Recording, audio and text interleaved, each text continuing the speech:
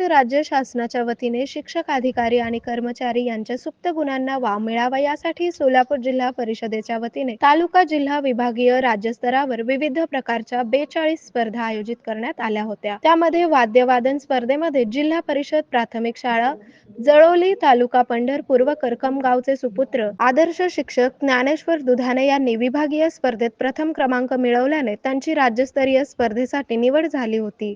त्यामध्ये ज्ञानेश्वर दुधाणे यांनी महाराष्ट्र राज्यस्तरीय पखवाज वादन स्पर्धेत पखवाज वादन करत प्रथम क्रमांक पटकावला। भारतभर मोठमोठ्या संगीत महोत्सवामध्ये त्यांनी आंतरराष्ट्रीय कीर्तीच्या ख्यातनाम कलाकारांनाही पखवाज साथ संगत केली। या राज्यस्तरीय यशाबद्दल त्यांचे गट शिक्षणाधिकारी मारुती लिगाडे, केंद्र प्रमुख पावा जाधव तसेच शिक्षक, शिक्षिका, शाळा व्यवस्थापन समितीचे पदाधिकारी, ग्रामस्थ यांनी अभिनंदन करत शुभेच्छा दिल्या।